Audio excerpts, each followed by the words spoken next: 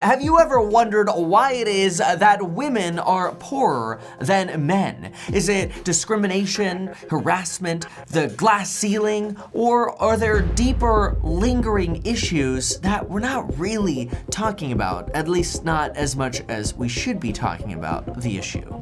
Well, anytime I see something that I consider wrong or something that frustrates me, what do I like to do? Well, I put on my Don't Sue Me Bro shirt, and I make a video about it. Because I think by spreading information and perspective, we can all make more money and live better and happier lives. Oh, and big shout out to the client of mine who put my mug on a mug. This is officially the second day that I'm drinking coffee again, and the mug is really coming in handy now. See, I went on like a 9-week hiatus, but anyway, let's stick to the topic of the video. So make sure to hit that like button, follow me on Instagram, and let's get right into it. We've probably all heard it before, but there's a reason why Albert Einstein says the eighth wonder of the world is compound interest, what keeps the rich richer and the poor poorer. But we're not specifically talking about compound interest here. Instead, the reason number one women are statistically poorer than men is because they invest less than men do. In fact, research shows that when women are given $1,000 of found money and men are given the same $1,000 of extra money, men are 35% more likely to invest that money than women. Now, I know a lot of men might be patting themselves on the back, but ironically, when women invest, they invest better than men do. That is, they tend to achieve greater rates of return and they invest for longer periods of time while trading less emotionally than men do. Sadly, women receive the unfair stereotype that they're going to be more emotional when it comes to their investments, and maybe they trade more erratically. But research shows the complete opposite is true. Women trade less, and they're more willing to invest in their own education when it comes to investments, and they're more willing to ask for help than men are. Research indicates that men are more likely to just want to learn from their mistakes, which unfortunately ends up costing men more in the long run. And see, now we start wondering, wait a minute, so if women can invest better than men do and average better returns, then why don't they invest more? Why is it that men are 35% more likely to invest their money than women are, leading to the growing wealth gap between men and women? Well, unfortunately, research indicates that women are less confident than men when it comes to investing. In fact, only 46% of millennial women suggested that they feel confident about investing. And when we look across all different age groups, we can actually see that women are just as confident as men when it comes to paying bills or choosing insurance, budgeting, paying off debt, and these sorts of things. But as soon as it comes to handling investments, women fall short. But research from Harvard might have a solution to this confidence problem. See, Harvard says that when we enroll in any kind of financial education, whether that's financial education in high school or some kind of other financial education course, we're likely to increase our credit score and be more financially savvy. However, that financial savviness goes away in time. Harvard indicates that as soon as 3 years after you start thinking about finances, you might stop thinking about finances again unless you're constantly renewing your interest in finance and budgeting and investing. And then we could flip over to Merrill Lynch and realize that, wait a minute, women just aren't exposed to different kinds of investment options as much as men are. And so all of this leads to a lack of confidence. So women are better investors, they're just less confident because they're not as exposed to financial education as, well, dudes are.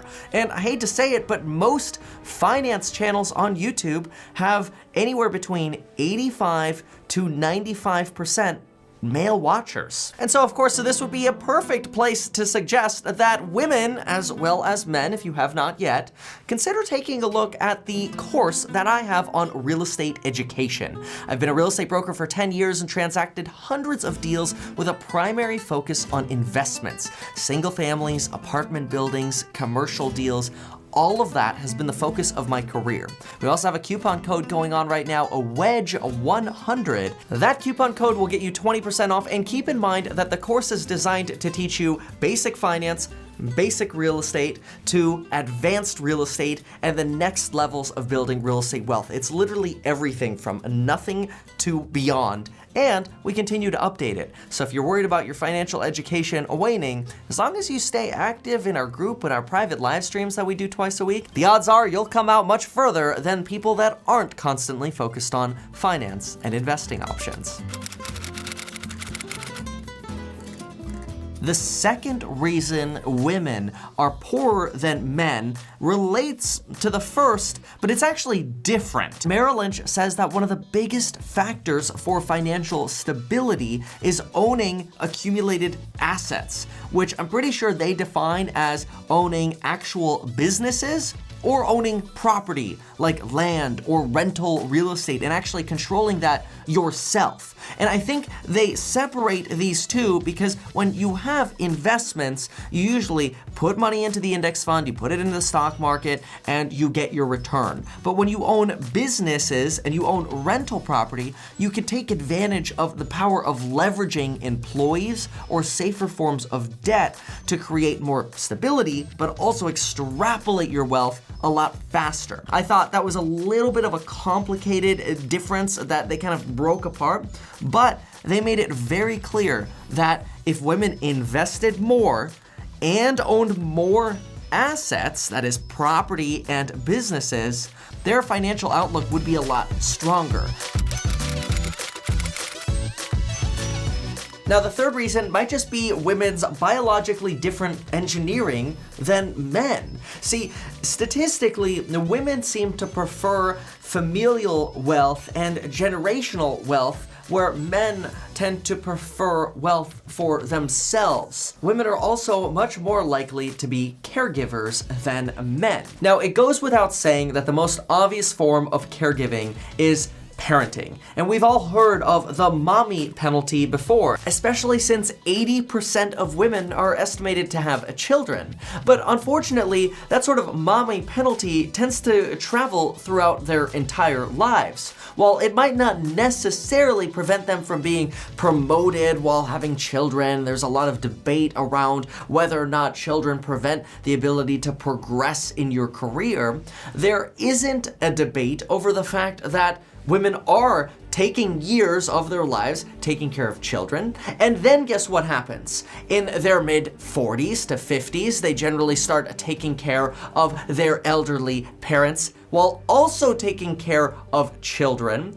And then as they age, since women tend to live longer than men and tend to marry men that are on average 2 years older than they are, guess who they get to take care of later in life? Their spouses. This basically creates a lifetime of caring for other people rather than focusing on their own wealth building. And again, this could be genetic, it could just be culture, the way it is. I'm not suggesting that it has to be that way. I'm just citing research that says this is statistically the way it is. And to me, this is why this makes the number 3 spot in terms of explaining the wealth gap between men and women.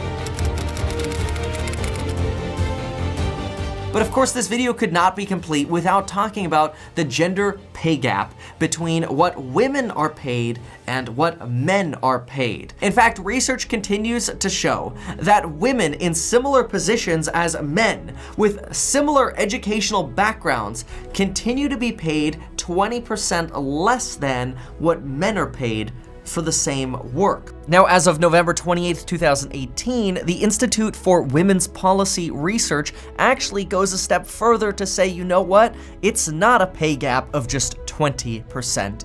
Women actually earn as little as 49 cents to the typical men's dollar. Obviously, it goes without saying, that's wrong. I think the most important thing everybody can do at this point in the video is ask themselves, how can they better their own financial prospects for the future? That is, what can we all do to increase our confidence in investing and come up with a plan that's going to set us up for a better future with more money in reserves, more money for retirement, and more money for our family. And that's where I'd like to go through a relatively basic plan that everyone, man or woman, can take advantage of today. First and foremost, absolutely every single one of us should have an automatic transfer from where our money goes in, that is where we get paid and where we pay the rent from or the mortgage from. We should have an automatic transfer from that account into what's known as a high yield savings account. Wealthfront is a great option for this. They're an online bank, and for free, you can automatically transfer your savings into their high yield savings account. They have FDIC insurance for up to $1 million in savings, and they pay you 2.57% on your savings. That's a risk-free 2.57%. Absolutely everybody should be doing this. The second step everybody should be doing is you should be asking yourself, now that you know that Harvard says your financial education will actually diminish and go away in 3 years, you should constantly be thinking to yourself, what books am I reading now? What YouTube videos am I watching now and subscribing to? And where am I smashing that like button? And of course, what courses are you interested in? Now, obviously, you don't have to be interested in my course on finance and real estate investing, which is linked below, but there are so many great courses out there. I just encourage you to think, hey, you know what? You could probably spend a very small amount of money and learn way more than you ever thought you could. So, step 2, focus on that education. Step 3, after you're automatically putting money into savings and you're learning about finance and keeping that finance knowledge brushed up, consider transferring money into index funds. You could do this directly through Vanguard, such as their total stock market index fund, which has super low fees. You could also do this through Fidelity, which has free options for investing in index funds. And if you're not comfortable investing in a particular type of index fund, you could invest in what I call the basket of index funds. That is, you could use Wealthfront and they'll put your money into like 5 or 6 different index funds that they pick. Now, step 4, while you're dabbling in index funds and keeping your investments pretty basic, you've got your high yield savings automated, now you should really consider taking control of your housing. You should do that by immediately talking to a loan officer. Hopefully you've established your credit. If you haven't established credit yet, consider having a credit card and paying that off every single month. Don't get a credit card if you can't pay it off every single month. It's not a license to spend. It's a license to build credit, which is really going to help you accumulate those assets. Talk to a loan officer. It's totally free to talk to somebody and see what you can qualify for so you can stop paying off somebody else's mortgage. Now, step 5, this is where you might consider starting to get a little bit more creative with your investments. This is where you might start considering using things like retirement accounts, whether it's a Roth or it's a simple IRA or it's a 401k through your employer, whatever it is, it doesn't really matter. You might consider stock picking or individual real estate investments now for having rental properties and building your portfolio in maybe more complicated ways. Once you're at this level, you might consider using an app like M1 Finance to help you with your investment decisions.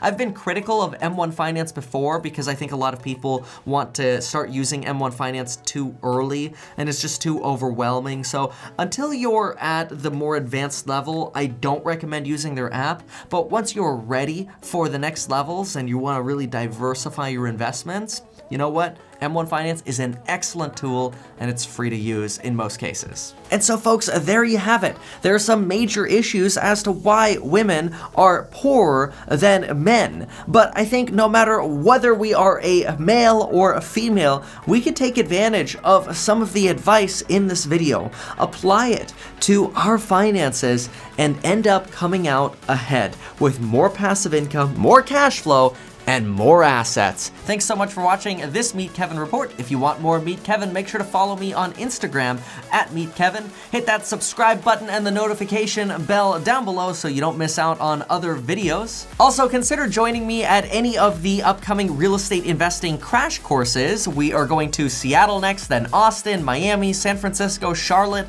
Atlanta, and Nashville. Would love to see you there. Keep in mind, these are not seminar sales pitches to try to sell you something at the event. They're actually one-day, full-on, knowledge-based crash courses. Take a look at this comment from our Chicago crash course that took place on Saturday, and the comment was, "Today is Tuesday, and the Chicago attendees are still talking about how much they learned in a short span of time. Everyone must attend." Thank you so much for your support, and we'll see you next time.